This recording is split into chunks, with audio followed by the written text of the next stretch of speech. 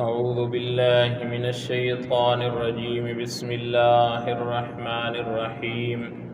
وما منع الناس أن يؤمنوا إذ جاءهم الهدى إلا أن قالوا أبعث الله بشرا رسولا صدق الله مولانا العظيم وصدق رسوله النبي الكريم اللهم صل على محمد النبي الأمي وعلى آلہ وصحبہ وسلم تسلیما۔ محترم سامعین ذی وقار، آپ کے سامنے قرآن مجید فرقان حمید میں سے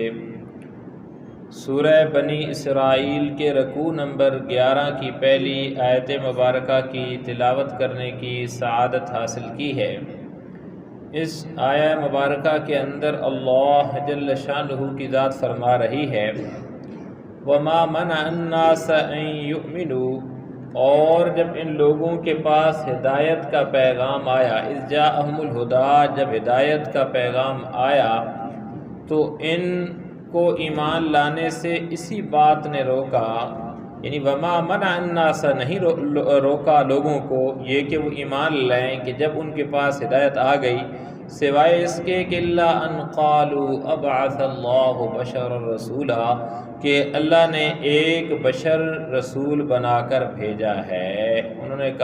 کہنے لگے ابعث اللہ، کہ اللہ نے بھیجا ہے، مبعوث کیا ہے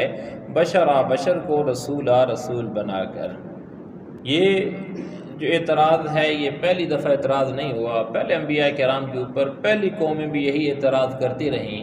کہ ہم ایمان لے آتے لیکن ہمارے ساتھ چلتے پھرتے ہیں، کھاتے پیتے ہیں، یہ بھی انسان ہیں، ہم بھی انسان ہیں، انہیں کیا ہم سے زیادہ افضلیت حاصل ہے؟ یہ اگر فرشتہ ہوتا ہم اس کی بات مان لیتے، یہ فلاں چیزیں ہوتی۔ تو یہی مشرکین مکہ نے بھی یہی اعتراض کیا کہ انہوں نے کہا کہ ہم تو ایمان نہیں لاتے ہیں اس ہدایت کے اوپر، اس وجہ سے کہ یہ بھی تو انسان ہے نا، اگر یہ انسان نہ ہوتے تو ہم ایمان لے آتے۔ اس کا جواب آگے اللہ کی ذات دے رہی ہے کہ یہ ان کا جو اعتراض ہے، کس چیز نے انہیں ایمان لانے سے روکا ہوا ہے کہ یہ ایمان لاتے ہیں، کس بات کی وجہ سے وہ یہ کہتے ہیں کہ انسانوں میں سے اللہ نے کیوں بشر بھیجا؟ اس کی حکمت اللہ جل شانہ کی ذات آگے بیان کر رہی ہے۔ قل، اے میرا محبوب آپ کہہ دیجئے، بتا دیجئے، لو کان فی الارض ملائکہ، اگر زمین میں فرشتے ہوتے، یمشون مطمئنین، یعنی اطمینان سے چل پھر رہے ہوتے، لنزلنا علیہم من السماء ملکا رسولا، تو بے شک ہم آسمان سے کسی فرشتے کو رسول بنا کر بھیجتے یا اتار دیتے۔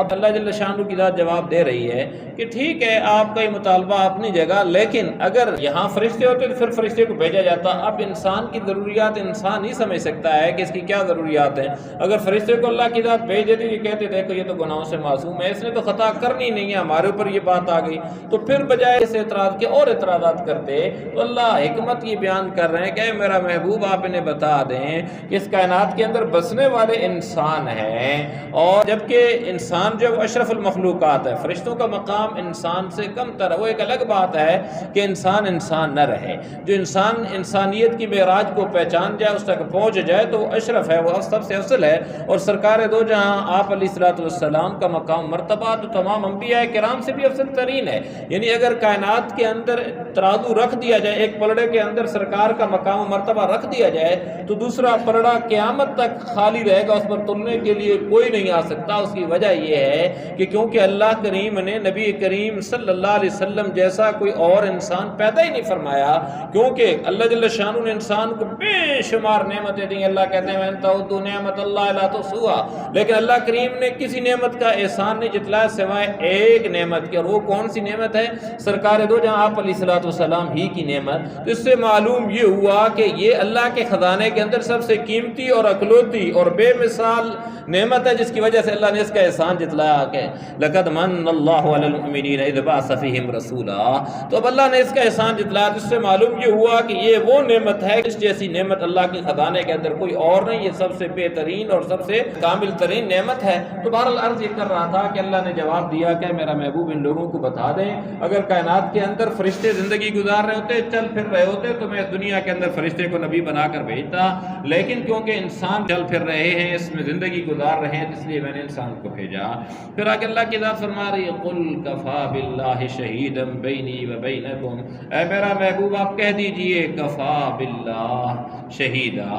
کہ اللہ کافی ہے، بینی میرے، و بینکم اور تمہارے درمیان، شہیدا گواہ، یعنی اللہ کی ذات گواہ بننے کے لیے کافی ہے۔ اللہ کو معلوم ہے کہ کون سی چیز کیا، یہ کس کی کس کو ضرورت ہے، ان ساری چیزوں کے متعلق۔ تو وہ فرمایا جا رہا ہے کہ اللہ میرے اور تمہارے درمیان گواہ بننے کے لیے کافی ہے۔ انہ کان بعبادہ خبیرا بصیرا، بے شک وہ اپنے بندوں سے پوری طرح باخبر ہے، بصیرا سب کچھ دیکھ رہا ہے، خبیرہ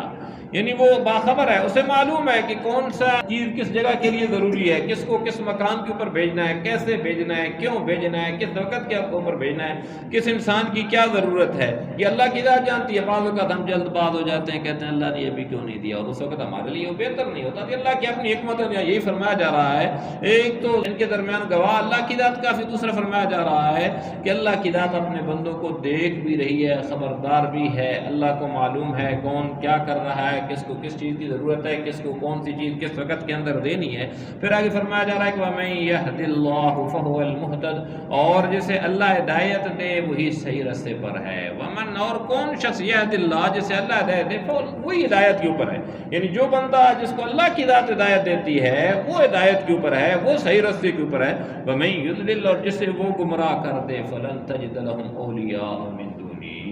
یعنی جن لوگوں کو وہ گمراہی میں مبتلا کر دے تو اس کے سوا تمہیں کوئی مددگار نہیں مل سکتا، یعنی اللہ کے علاوہ کوئی مددگار، فلن تجد لہم، تم نہیں پاؤ گے، اولیاء مددگار من دونی، اس کے ماں سوا، یعنی اللہ کے علاوہ کوئی اور ایسی جگہ نہیں ہے، کوئی اور ایسا ٹھکانہ نہیں ہے، کوئی اور ایسی ذات نہیں ہے کہ جو تمہیں اس طرف لے آئے۔ تو اللہ کی ذات فرما رہی ہے کہ اللہ جسے ہدایت دے دے وہی ہدایت پر ہے، جسے وہ گمراہ کر دیں ساری دنیا مل جائے کہ اس کو بچا لے، گمراہی سے بچا نہیں سکتی سوائے اس کے کہ اللہ ہی کی ذات ہے اس کے اوپر کرم فرمائے۔ پھر آگے فرمایا جا رہا ہے کہ وَنَحْشُرُهُمْ يَوْمَ الْقِيَامَةِ عَلَى وُجُوهِهِمْ عُمْيًا وَبُكْمًا وَصُمًّا، اور ہم انہیں قیامت کے دن منہ کے بل اس طرح اکٹھا کریں گے کہ وہ اندھے، گونگے اور بہرے ہوں گے۔ وَنَحْشُرُهُمْ، ہم انہیں اکٹھا کریں گے، جمع کریں گے، یوم القیامہ، قیامت والے دن، عَلَى وُجُوهِهِمْ، اپنے چہروں کے بل، منہ کے بل، عُمْیَا کا معنی اندھے، آنکھوں سے نہیں دیکھنا، وَبُكْمًا، اور گونگے جو بول نہیں سکتے، وَصُمًّا، اور بہرے ہوں گے۔ یعنی یہ صفات بیان کی جا رہی ہیں۔ اللہ کہتے ہیں کہ جو لوگ ایسے یہاں کریں گے، ان کو قیامت والے دن جب ہم اٹھائیں گے تو ان کی یہ صفات ہوں گی، وہ ایسے ہوں گے۔ اور پھر فرمایا جا رہا ہے کہ مأواہم جہنم، ان کا ٹھکانہ جہنم ہے، کلما خبت زدناہم سعیرا، پھر فرمایا جا رہا ہے کہ جب کبھی اس کی آگ دھیمی ہونے لگے گی تو ہم اسے اور زیادہ بھڑکا دیں گے، کلما خبت، جب بھی وہ ہونے لگے گی، زدناہم، ہم اسے اور سعیرا، بھڑکا دیں گے اس آگ کو۔ تو کتنی سخت سزا ہے کن لوگوں کے لیے، ان لوگوں کے لیے کہ جو یہاں اللہ کی نہیں مانتے ہیں، یہاں اندھے، گونگے، بہرے بن جاتے ہیں، وہاں قیامت والے دن اللہ کی ذات انہیں ایسا ہی اٹھائے گی۔ تو لہذا جو اللہ کی کتاب ہے، جو اللہ کے احکامات ہیں، ان سے ہمیں ایسے یہاں اندھا، بہرا، گونگا نہیں بننا چاہیے، بلکہ ان کے ساتھ اپنا تعلق بنانا چاہیے۔ اگر نہیں بنائیں گے کل قیامت والے دن کہیں ایسا نہ ہو جائے۔ اور پھر فرمایا جا رہا ہے ذَلِكَ جَزَاؤُهُم بِأَنَّهُمْ كَفَرُوا، یہ ان کی سزا ہے کیونکہ انہوں نے ہماری آیتوں کا انکار کیا تھا، کفروا بآیاتنا، اللہ کہہ رہے ہیں ذَلِكَ، یہ جزاؤہم، ان کی جزا ہے، ان کا بدلہ ہے، کس وجہ سے؟ بِأَنَّهُمْ، کہ انہوں نے کفروا، انکار کیا تھا، بآیاتنا، ہماری آیات کا۔ یہ جو اللہ نے گونگا، بہرا اور اندھا بنائیں گے، کیوں بنائیں گے؟ اس وجہ سے کہ انہوں نے دنیا کے اندر ہماری آیات کا انکار کیا، تو اللہ کہہ رہے ہیں اس لیے یہ سزا ان کو دی جائے گی۔ اور پھر وَقَالُوا أَإِذَا كُنَّا عِظَامًا وَرُفَاتًا أَإِنَّا لَمَبْعُوثُونَ خَلْقًا جَدِيدًا، اب ان کی بات کی جا رہی ہے، اور یہ کہا تھا کہ کیا جب ہم مر کر ہڈیاں ہی ہڈیاں رہ جائیں گے، أَإِذَا كُنَّا عِظَامًا، کہ جب ہم ہڈیاں ہی ہڈیاں ہو جائیں گے، مر مٹ جائیں گے، وَرُفَاتًا، اور چورا چورا ہو جائیں گے، أَإِنَّا مبعوثون خلقا جدیدا، تو کیا پھر بھی ہمیں نئے سرے سے زندہ کر کے اٹھایا جائے گا؟ لمبعوثون خلقا، پیدا کیا جائے گا، جدیدہ، نئے سرے سے ہمیں جدید طریقے سے دوبارہ پیدا کیا جائے گا۔ اب یہ مشرکین مکہ کا دعویٰ تھا، وہ کہتے تھے کہ یہ کیسی بات کرتے ہیں کہ قیامت آئے گی اور اس طریقے سے ہوگا۔ قیامت کیسے آئے گی جب ہڈیاں انسان کی مٹی کھا جاتی ہے، انسان رہتا ہی کوئی نہیں ہے، ختم ہو جاتا ہے، ہڈیاں چورا چورا ہو جاتی ہیں، اس کے بعد کیسے؟ جب انسان مر مٹ گیا، روح کا تعلق جسم سے جدا ہو گیا، مٹی کھا گئی جسم کو، روح کہیں اور چلی گئی، اس کے بعد کیسے ہو سکتا ہے؟ تو اس کا جواب یہ اللہ کی ذات ان کا اعتراض ہے، اس کو بیان کر رہی ہے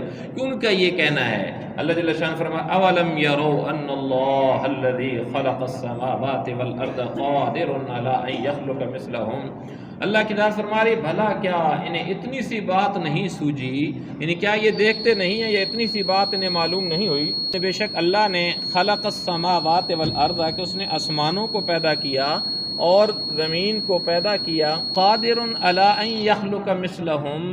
کہ وہ اس بات پر قادر ہے کہ ان جیسے آدمی پھر سے پیدا کر دے۔ ان یخلق یہ کہ وہ پیدا کر دے، مثلہم ان جیسے۔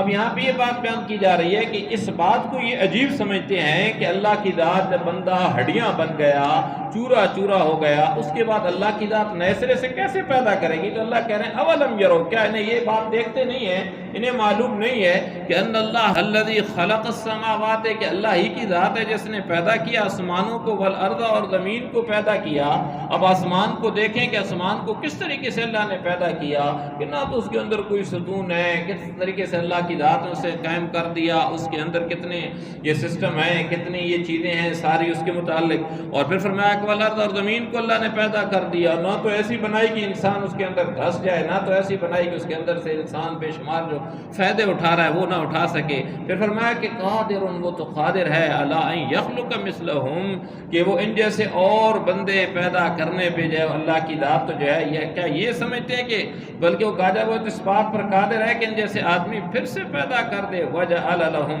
أَجَلًا لَا رَيْبَ فِيهِ، اور اس نے ان کے لیے ایک ایسی میعاد مقرر کر رکھی ہے، وجعل، اور کر دیے، لہم ان کے لیے، اجلا، وقت یا میعاد مقرر کر رکھی ہے، لا ریب فیہ، جس کے آنے میں ذرا بھی شک نہیں ہے، یعنی قیامت آ رہی ہے اور اس وقت اس کے اندر کوئی بھی شک نہیں ہے۔ فَأَبَى الظَّالِمُونَ إِلَّا كُفُورًا، پھر بھی یہ ظالم انکار کے سوا کسی بات پر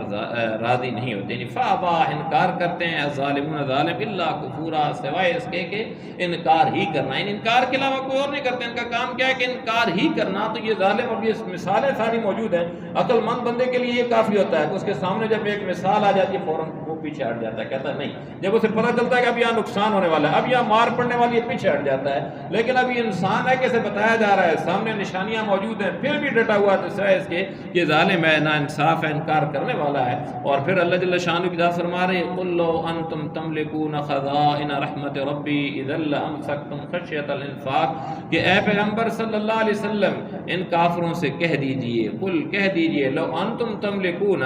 کہ اگر میرے پروردگار کی رحمت کے خزانے کہیں تمہارے اختیار میں ہوتے تو تم خرچ ہو جانے کے ڈر سے ضرور ہاتھ روک لیتے۔ لو انتم تملکون، اگر تم مالک ہوتے خزائن، خزانوں کے، رحمت کے، رب کی رحمت کی جو خزانے ہیں، اذا لامسکتم، تم اپنے ہاتھوں کو روک لیتے، خشیۃ الانفاق، ڈر کی وجہ سے کہ کہیں یہ ختم نہ ہو جائیں، اس وجہ سے تم جو ہے انہیں اپنے ہاتھوں کو روک لیتے۔ آگے اللہ انسان کی ایک صفت کو بیان فرما رہے ہیں کہ وَكَانَ الْإِنسَانُ خَطُورًا، اور انسان ہے ہی بڑا تنگ دل۔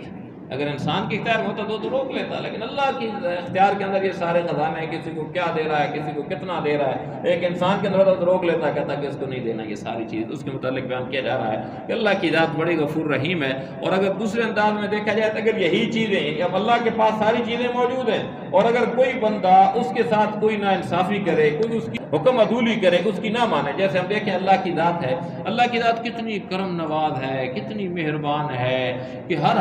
پل کے اندر ہمارے اوپر لاکھوں نعمتیں، کروڑا نعمتیں ہمارے اوپر برسا رہی ہے، اور ہم دیکھیں اپنے اعمال کو کہ ہم ہر قدم کے اوپر اللہ کی نافرمانیاں کر رہے ہیں۔ اور اگر یہی بندہ ہوتا اور بندے کی ہم نافرمانی کرتے ہو، ایک دفعہ کہتا یہ کریں، دوبارہ کہتا یہ کریں، اور اس وقت نہ کیا جاتا تو وہ بندہ کیا کرتا ہے؟ اگر صاحب اختیار ہمارے اوپر جو بھی ہوتا ہے جہاں کہ اس کی بار بار ہم نافرمانی کر کے دیکھیں. جس ادارے کے اندر ہم ہیں، یہاں اپنا جو ہمارا سینئر ہے یا کہیں بھی کوئی اس کی نافرمانی کرتا ہے تو کیا ہوتا ہے اس کے ساتھ، اس کو کیسی سزائیں ملتی ہیں، کس طریقے سے اسے پکڑا جاتا ہے. تو یہی بات اللہ کی ذات، یہ تو کمزور ہیں بیچارے، کچھ کر نہیں سکتے، لیکن اللہ کی ذات سب کچھ کر سکتی ہے. اس کے باوجود اللہ کی ذات کسی کو نہیں پکڑتی ہے. تو اس کا دیکھنا چاہیے، غور و فکر کرنا چاہیے. اللہ کی ذات ہم سب کو صحیح معنوں کے اندر صحیح طریقے سے اپنی اس پیاری کتاب کو پڑھنے، سمجھنے اور اس پر عمل کرنے کی توفیق سے نوازیں. وما علینا الا البلاغ.